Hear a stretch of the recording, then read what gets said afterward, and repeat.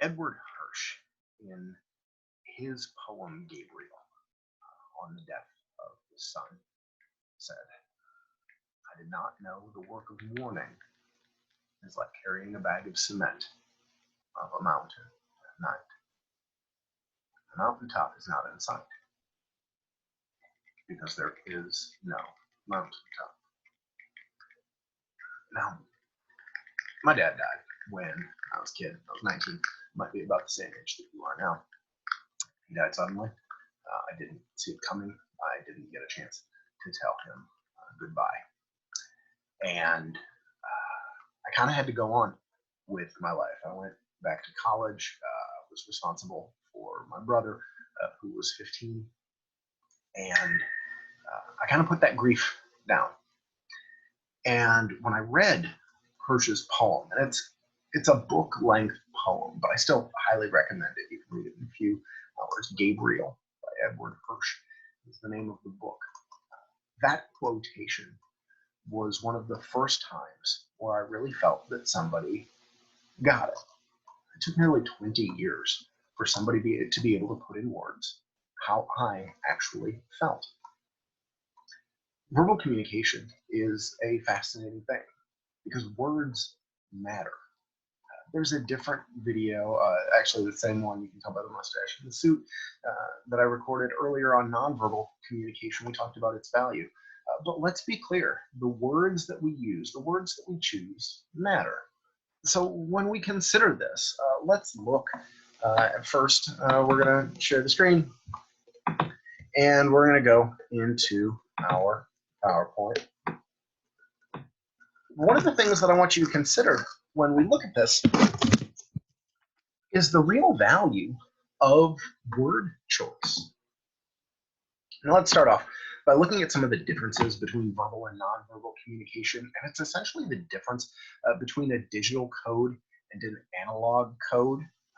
When we have verbal communication, we are in fact limited.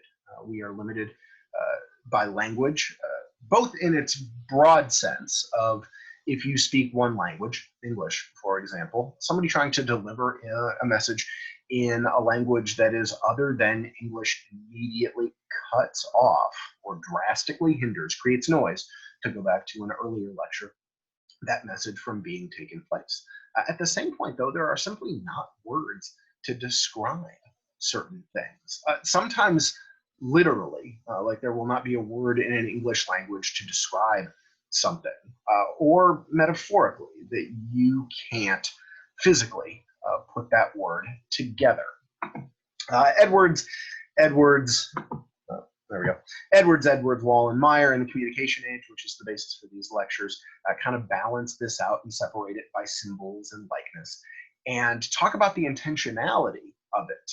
This comes in a way, interestingly enough, by utilizing words to help connect these two while separating them at the same time. And one of the things that I want to focus on in this is kind of in the middle, when we think about the idea of it is easier to interpret when somebody utilizes specific words than non-verbally. Yet at the same point, we will often find those non-verbals more sincere. We'll think they're realer, even if they are harder to interpret. And this is a fascinating concept because the verbal message actually has two very key functions. The first is based off of the Sapir-Whorf hypothesis, the idea of linguistic relativity. As an example, if you look at the background of this particular slide, it's white. And if I asked everybody in the class what color that was, they would all say white. But Sapir-Whorf essentially say that the only way that you know that that is white is because somebody pointed at it a long time ago when you were first understanding your colors and the words that connected those colors and said white. And you said white and they smiled, or they gave you a piece of candy or a hug or whatever it happened to be, and that reward happened to build that up. And if that didn't happen, we would essentially be lost because we have no way of really telling that the white that we see, or look at it another way, the turquoise and orange little thing on the top of functions, we have no idea of actually being able to see if that's the same way that other people see. We just know when somebody pointed at that and said orange, and you said orange, and they smiled, that we created that. At the same point, though, verbal messages also allow us a participatory experience in society. Because we agree that certain words have certain meanings, it allows us essentially to agree to these concepts. There are many different types of chairs, but the reality is when somebody points at a chair and you say chair, you're going to agree that it's the same thing.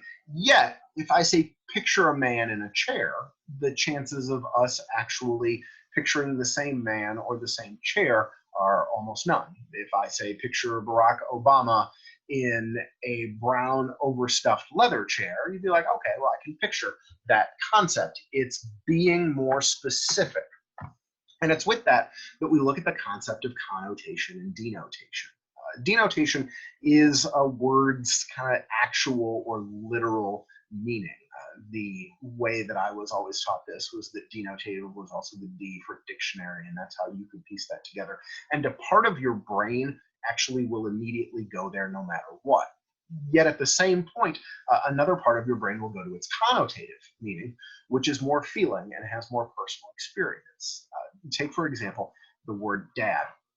Now, part of your brain is going to go to the dictionary definition of that and say, like, okay, well, that's the universal maternal-paternal connection. It's a slang term for father. But the connotative part of your brain will essentially say, okay, that's my dad. You're going to picture your own father, especially if you used dad to describe him. My dad was dad to me. I didn't call him Pop. I didn't call him Father. I didn't call him Pops or any of the other different things that people will call their father by. When I hear the word dad, I think of Michael Smith, my actual father.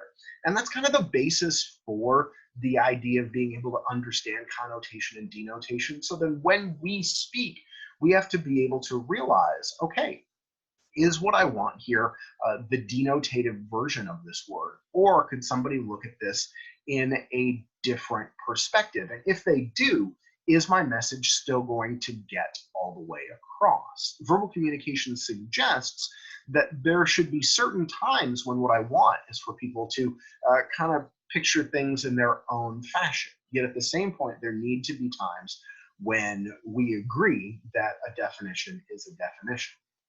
So verbal communication, really fascinating concept, you guys. We're going to keep going with these videos. This is the awkward part where I remember that I've got to stop the video by doing these meeting controls and stuff like that. So we're still figuring that out, aren't we? Just killing time here. This is where I stop sharing the screen and where I